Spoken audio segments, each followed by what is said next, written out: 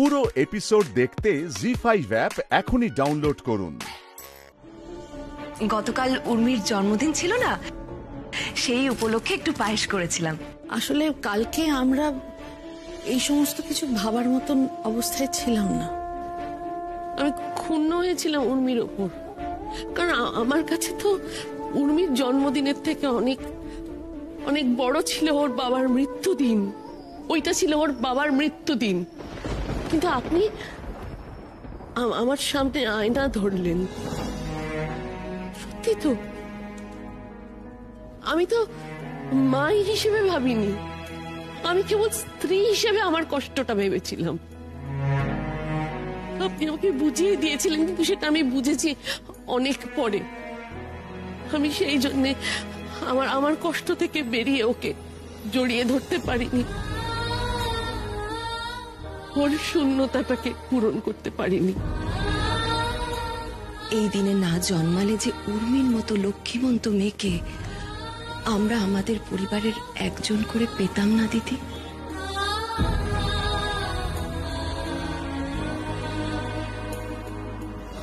আসল মা তো আপনি।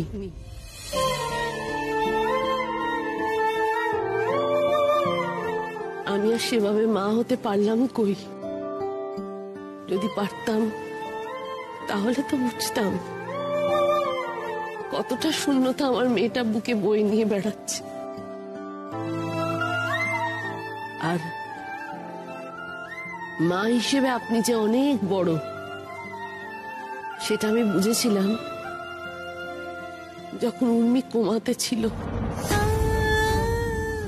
আমি তো কেবল কাঁদছিলাম, আমি হতাশ হয়ে পড়েছিলাম, কিন্তু আপনি আমাকে টেনে নিয়ে গিয়েছিলেন মন্দিরে, মসজিদে, গির্জায়।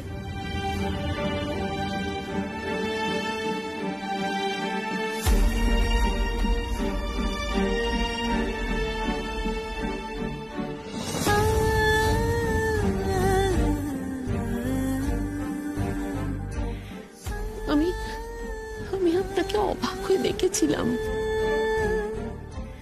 বুঝেছিলাম এই তো মা। মায়ের তো এরকমই শক্তি হওয়া উচিত, যে সন্তানের জন্য সমস্ত বাধা, সমস্ত সীমা অতিক্রম করে যেতে পারে। এমনকি প্রয়োজনে গিরি লঙ্ঘন পর্যন্ত করতে পারেনি, সেটা আপনি।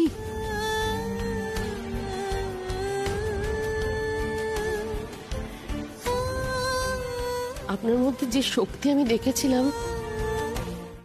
জি5 ডাউনলোড করুন আর সব এপিসোড দেখুন একদম ফ্রি।